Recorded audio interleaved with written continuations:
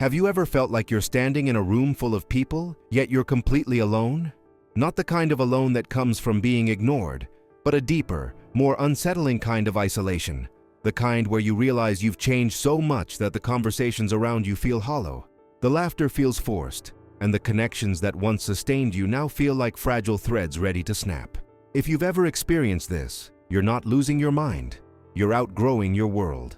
And according to ancient Taoist masters, this isn't just painful, it's one of the most dangerous crossroads you'll ever face in your spiritual journey. Let me share something with you that took me years to understand. There's a passage in the Tao Te Ching, written over 2,000 years ago by Zhuangzi, that says, "The sage is alone, but not lonely. He walks through crowds yet remains in the valley of his own being." When I first read this, I thought it was just poetic wisdom, beautiful words. But I didn't understand the warning hidden within them. Because what Zhuangzi didn't spell out, what none of the ancient texts openly say, is that this aloneness comes with a cost that can either destroy you or transform you into something far greater than you ever imagined. I want you to think about something right now. When was the last time you pretended to laugh at something that wasn't funny? When did you last nod along to a conversation that felt meaningless? When did you bite your tongue because saying what you really think would create a distance you're not ready to face? If you're doing this regularly, you're standing exactly where I once stood. You're in what the Taoists call the middle river, no longer on the shore where everyone else is gathered, but not yet on the other side where true freedom awaits. And the middle river is where most people drown. Here's what nobody tells you about spiritual growth, about awakening, about becoming more conscious than the people around you. It doesn't come with a celebration. There's no ceremony. No one hands you a medal and says, "Congratulations, you've evolved." Instead, what happens is far more subtle and infinitely more painful. You start to see patterns where others see normalcy. You notice the masks people wear, including the ones you used to wear so comfortably. You feel the weight of unconscious behavior, the scripts everyone follows without questioning. And worst of all, you realize that pointing any of this out doesn't help. It only makes you seem strange, difficult, or arrogant. Let me tell you about a student who came to see me last year.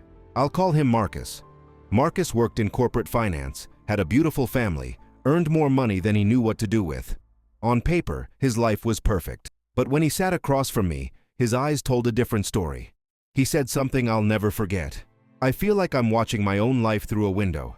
Everyone around me is still inside the house, warm and connected, and I'm standing outside in the cold, unable to get back in. The door is locked, and I'm the one who locked it."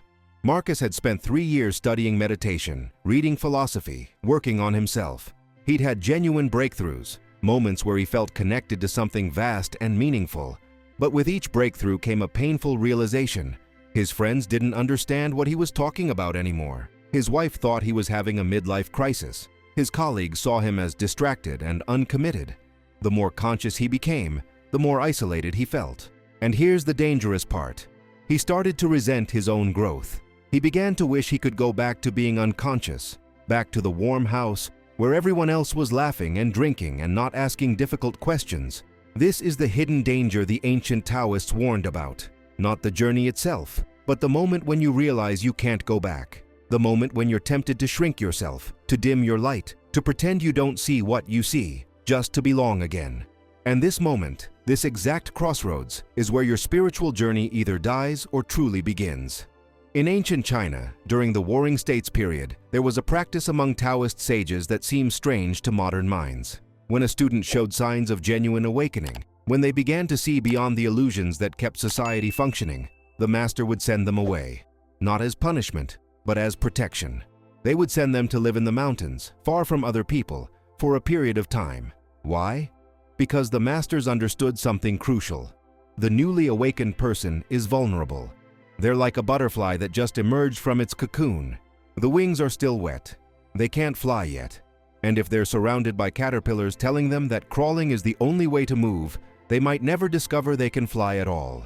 Now, I'm not suggesting you abandon your life and move to a mountain. We don't live in ancient China, and that's not practical wisdom for the modern world. But the principle behind it is profound. When you outgrow your environment, you need space. Not necessarily physical space, though sometimes that helps. You need psychological space, emotional space, the space to integrate what you're learning without constantly being pulled back into patterns that no longer serve you. Here's what happens when you don't create that space. You start to experience what psychologists call cognitive dissonance, but what Taoist philosophy describes more accurately as living in two worlds at once. Part of you knows a deeper truth. Part of you has seen beyond the veil. But another part, the part that wants to belong, that craves connection, that fears being alone, keeps trying to fit back into the old world. And this split, this internal division, creates suffering far greater than simple loneliness. I experienced this myself 7 years ago. I'd been studying Taoist philosophy intensely, meditating daily, working with traditional Chinese healing practices, and something shifted inside me.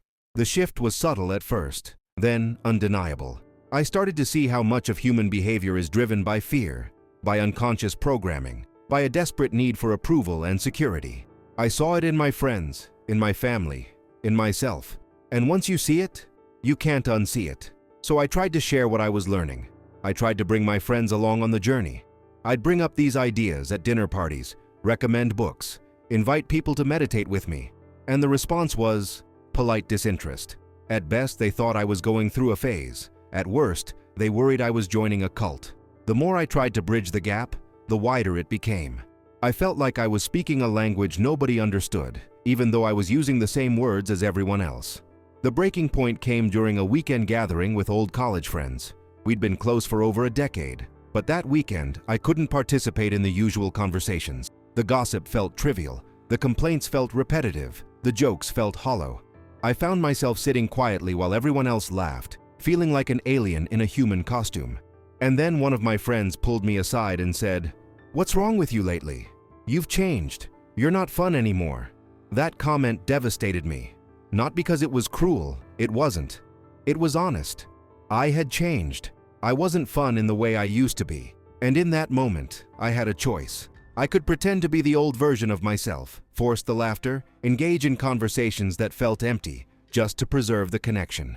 Or I could accept that I had outgrown this particular expression of friendship and trust, that something new would emerge. Here's where the Taoist wisdom becomes crucial, because what I learned, what saved me from years of unnecessary suffering, is a principle that goes against everything modern culture teaches us. The principle is this: not all growth is meant to be shared. Not everyone is meant to come with you. And the people you outgrow aren't wrong. They're simply on a different path, walking at a different pace. The Tao Te Ching says, "Those who know don't speak. Those who speak don't know." This isn't about superiority or keeping secrets. It's about understanding that certain truths can only be lived, not explained. And trying to explain them to someone who isn't ready doesn't help them. It only frustrates you and confuses them. Let me share a story from the Zhuangzi, one of the foundational Taoist texts. There was once a frog who lived his entire life in a well. To him, the well was the universe. The circle of sky above him was all of heaven. One day, a turtle from the eastern sea stopped by the well and told the frog about the ocean, its vastness, its depths, its countless creatures. The frog couldn't comprehend it. The turtle's words made no sense within the frog's understanding of reality. So the frog simply dismissed the turtle as a liar or a fool. Now, here's the question Zhuangzi poses. Was the turtle wrong to tell the frog about the ocean? And the answer is subtle. The turtle wasn't wrong. But the turtle also couldn't expect the frog to understand. The frog's entire reality was constructed by the walls of the well. Describing the ocean to him wasn't cruel, but it was ultimately futile. The frog would need to leave the well himself to understand. No amount of description could replace direct experience. You are the turtle. The people you've outgrown are the frog. And this isn't a judgment. It's simply a recognition of different stages of awareness. The danger comes when you keep trying to convince the frog about the ocean, because every failed attempt leaves you more frustrated, more isolated, more likely to question your own experience. You start to think, maybe I'm wrong. Maybe the ocean isn't real. Maybe I should just accept the well as the entire universe. This is how awakening dies. Not in a dramatic crisis, but in slow compromise. In gradually dimming your light so others feel more comfortable. In pretending you don't see what you see, don't know what you know, don't feel what you feel. And the Taoist masters were very clear about this. Once you've glimpsed the Tao, once you've felt the flow of natural existence beyond human constructs, you cannot unknow it without betraying your essential nature. And betraying your essential nature is the only true spiritual death. So what do? How do you navigate this dangerous terrain without losing yourself or becoming arrogant and isolated? This is where Taoist practice offers something profoundly practical, something that saved my life and has helped countless others navigate this exact challenge. The first principle is Wu Wei, effortless action or non-forcing. When you outgrow your environment, your instinct might be to force others to understand you, to prove that your new perspective is valid, to convince them to join you on your journey. Wu Wei says, stop forcing. Stop trying to pull people up to your level of awareness. Stop defending your growth. Stop explaining yourself. Instead, simply live your truth and allow the natural consequences to unfold. I applied this principle after that difficult weekend with my college friends. Instead of trying to explain myself or change their minds, I simply stopped trying. I remained kind, remained available, but I stopped initiating conversations about philosophy or consciousness or growth. I stopped recommending books. I stopped inviting them to meditate. And something interesting happened. Some of those friendships naturally faded, and that was okay. But a few deepened in unexpected ways. One friend, about 6 months later, reached out and said, I don't know what's different about you, but I want what you have. Can we talk? That's Wu Wei. You don't force the river, you become the river, and some people will naturally flow with you. The second principle is understanding yin and yang, the balance of opposites. When you outgrow your environment, there's a tendency to see everything in terms of conscious versus unconscious, awakened versus asleep, evolved versus primitive. But this binary thinking is actually a trap. It creates spiritual arrogance, which is one of the most dangerous pitfalls on the path. The Taoist understanding is subtler. Every person contains both yin and yang, both shadow and light, both consciousness and unconsciousness. The person who seems completely unaware in one area might have profound wisdom in another. The friend who doesn't understand your spiritual journey might understand unconditional love in ways you've never experienced. When I started seeing people through this lens, something shifted. I stopped judging my old friends for not getting it. I started appreciating what they brought to my life, even if it wasn't philosophical depth. One friend who never understood my meditation practice was the first person to show up when my father died. He didn't offer wisdom. He just sat with me in silence, present and real. That was his gift. That was his form of consciousness. And I had almost dismissed him because he didn't fit my definition of awakening. The third principle is what the Taoists call the uncarved block, maintaining simplicity and naturalness even as you grow. There's a phenomenon that happens to people who study philosophy and spirituality intensely. They become complicated. They start using jargon. They develop elaborate theories. They can't have a simple conversation without turning it into a teaching moment. This isn't growth. It's ego dressed up in spiritual clothing. True Taoist awakening makes you simpler, not more complex. More human, not less. More able to laugh at ordinary things, not less. I remember meeting an old Taoist teacher in Taiwan several years ago. He was known in certain circles as a master, someone who'd spent decades in practice. When I finally met him, I expected profound pronouncements and esoteric wisdom. Instead, he told jokes. He talked about his garden. He asked me about my family. We spent 3 hours together, and he only mentioned the Tao directly once, in passing. But being in his presence was the most powerful teaching I'd ever received. He'd become so integrated, so natural, that wisdom flowed through him without effort. He didn't need to perform spirituality. He simply was. That's the goal. Not to become someone who can't connect with ordinary people because you're too enlightened, but to become someone who can connect more deeply, more authentically, more presently than before, even if the topics of conversation are simple and mundane. The danger of outgrowing everyone isn't that you become isolated, it's that you become identified with isolation. You start to think that being alone is proof of your awakening, that not fitting in means you're special.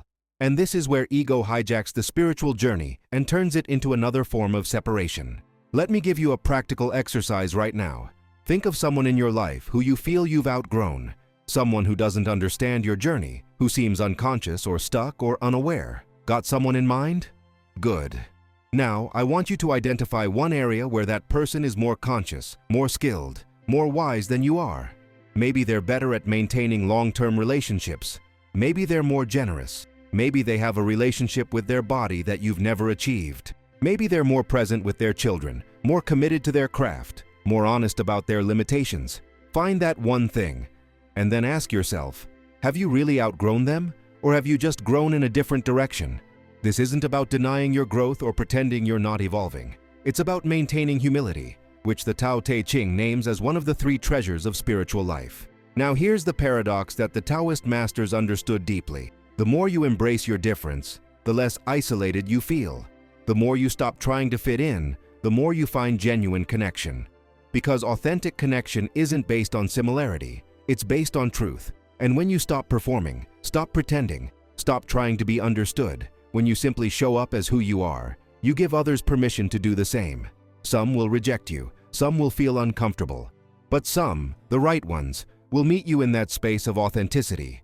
And those connections will be deeper than anything you experienced when you were trying to belong. I want to share one more story, this time from my own life.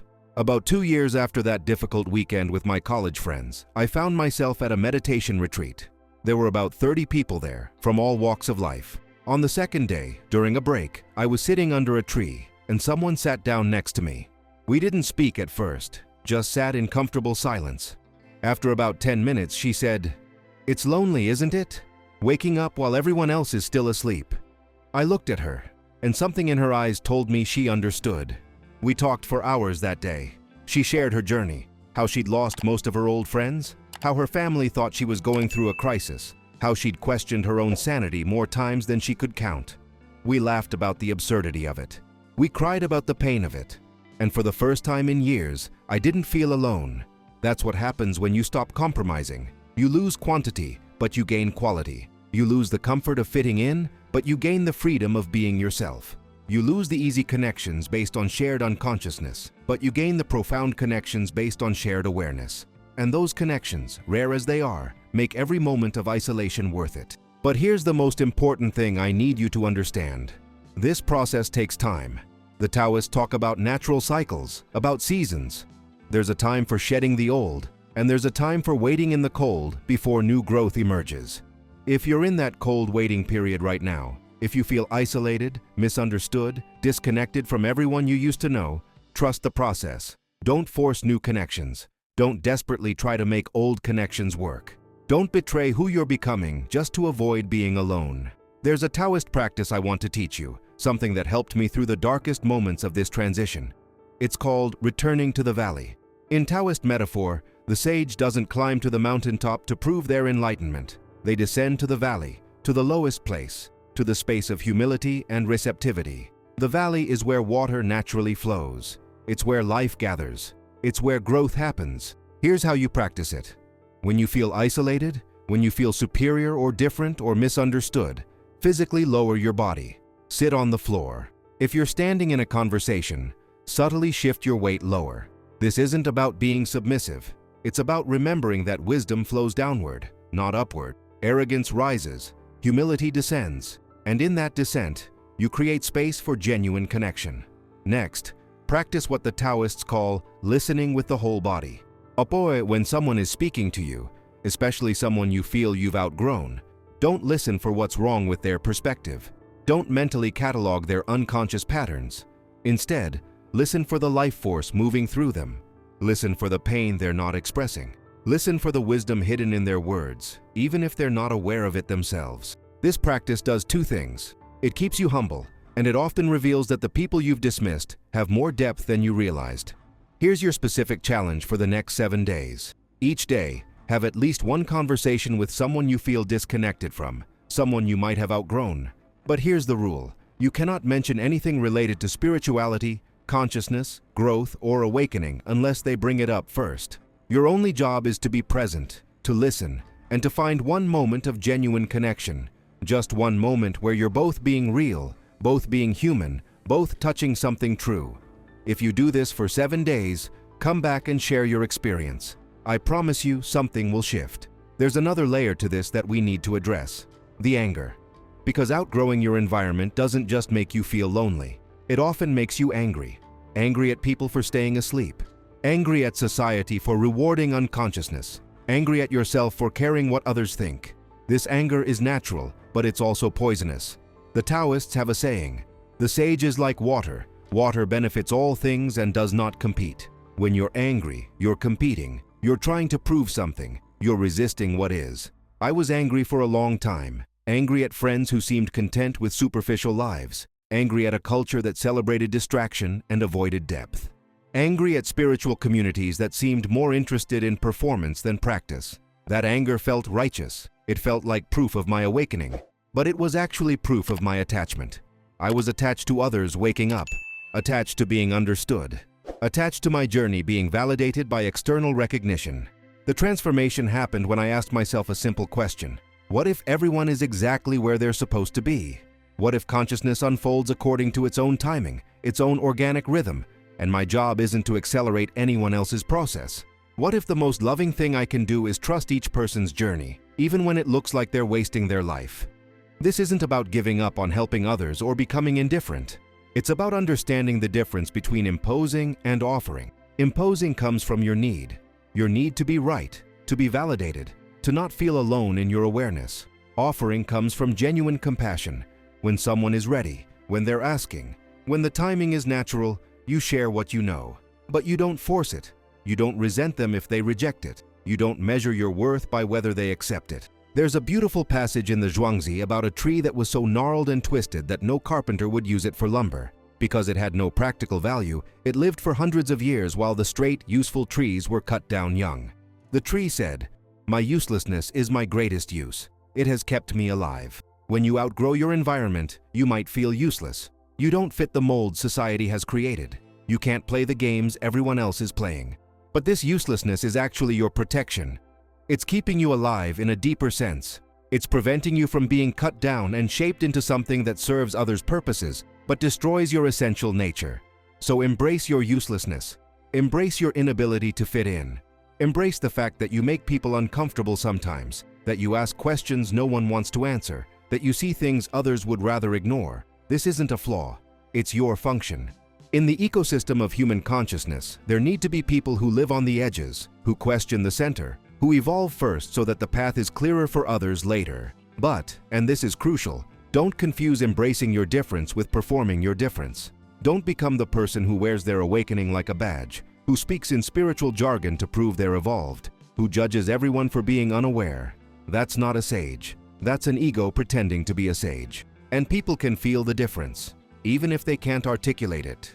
Real integration looks unremarkable from the outside.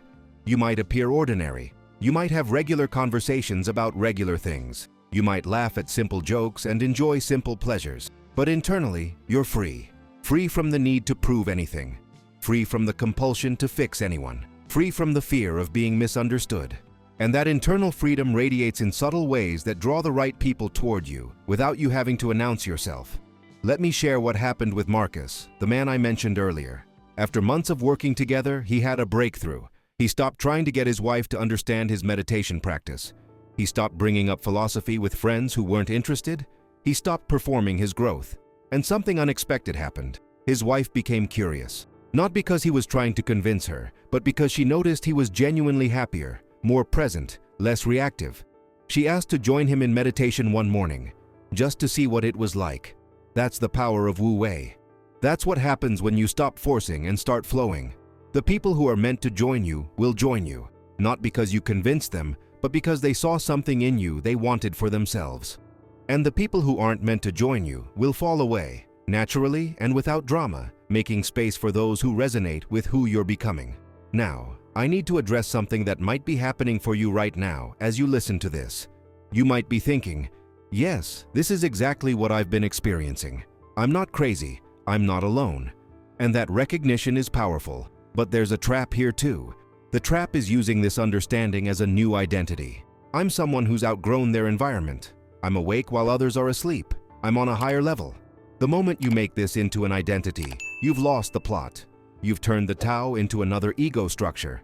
The Tao Te Ching warns against this repeatedly. Those who possess the Tao don't speak of it. Those who speak of it don't possess it. The sage does not hoard. The more he helps others, the more he benefits. The more he gives to others, the more he has. If you're using your spiritual growth to feel superior, to create distance, to justify isolation, you're not walking the Tao. You're walking the ego path dressed in spiritual clothing. And that path leads to the same suffering you were trying to escape, just with different language. So how do you know the difference? How do you know if you're genuinely outgrowing your environment or if you're just building a more sophisticated ego defense? Here's the test. Are you becoming more compassionate or more judgmental, more humble or more arrogant, more able to meet people where they are, or more frustrated that they're not where you are, more patient with human imperfection, or more intolerant of it? True spiritual growth makes you softer, not harder, more inclusive, not more exclusive, more able to find the divine in the ordinary, not more convinced that you've transcended the ordinary. If your growth is making you judgmental, superior, or isolated by choice rather than by circumstance, you've taken a wrong turn. Here's a practice that will reveal the truth to you. For the next 48 hours, notice every time you have a judgmental thought about someone else's level of consciousness. Don't try to stop the thoughts, just notice them. Count them if you want. At the end of 48 hours, look at the number. If it's high, you're still operating from ego. If you found it hard to even notice the thoughts because they're so automatic, you're still operating from ego. The sage doesn't think in terms of levels and hierarchies. The sage sees the Tao expressing itself in infinite forms, all equally valid, all equally part of the whole. I want to share one final story, and then I'll give you a practice to integrate everything we've explored. There was a Taoist hermit who lived alone in the mountains for 20 years. Students would occasionally make the difficult journey to visit him, seeking wisdom. One day, a young man arrived and asked, "Master, how do you deal with loneliness?" The hermit looked confused. "Loneliness?" he said. "I'm never lonely. The trees keep me company. The streams teach me. The silence speaks. How could I be lonely when everything is alive?" This is the destination, not isolation that feels like punishment, but solitude that feels like connection. Not separation from people because they don't understand you, but unity with all existence because you understand it. When you reach this place, and it is a place you can reach, the question of whether you've outgrown your environment becomes meaningless. You're not above it or beyond it. You're simply at peace with it. So here's your integration practice, and I want you to actually do this, not just think about doing it. Find a quiet space, sit comfortably, close your eyes, take 3 deep breaths. Now bring to mind everyone you feel you've outgrown. See their faces, say their names in your mind, and then, one by one, thank them. Thank them for being exactly who they are. Thank them for not understanding you, because that forced you to deepen your own understanding. Thank them for the discomfort of outgrowing them, because that discomfort is the growing pain of transformation. Thank them for staying on their path, even though it's not your path, because their path serves the whole just as much as yours does. Do this practice until you feel something shift, until the resentment or frustration or loneliness transforms into something else. Into acceptance, maybe, or compassion, or even love. This might take 5 minutes or 50, but don't skip this. It's the difference between intellectual understanding and embodied wisdom. And then, when you're done, open your eyes and return to your ordinary life. Don't announce your practice. Don't explain what you've realized. Just live it. Be present with people without needing them to be different. Enjoy simple moments without needing them to be profound. Speak your truth when appropriate, but don't force it when it's not. This is Wu Wei. This is the Tao. Are you on this journey too? Have you felt the pain of outgrowing your world? Share your experience below, not for my benefit, but for yours. And for the person who needs to hear they're not alone. Because that's how we transform isolation into community, not by finding people who are exactly like us, but by finding people who understand that we're all finding our way through the mystery, each at our own pace, each with our own lessons, each contributing our own unique note to the great symphony of consciousness unfolding. The hidden danger of outgrowing everyone around you isn't the outgrowing itself. It's forgetting that growth isn't a destination. It's a process. It's thinking you've arrived somewhere instead of recognizing you're constantly becoming. It's using your evolution as a weapon of separation instead of a bridge of compassion. The ancient Taoists knew this danger intimately. That's why they wrote so much about humility, about emptiness, about becoming like water. They were warning us, don't let your awakening become your new prison. Walk your path, honor your growth. But remember, the sage walks through the marketplace and sees Buddha in every face. Can you do that? Can you see the divine in the person who doesn't understand you? Can you love the world even as you transcend it? That's the real work. That's the real danger. And that's the real awakening.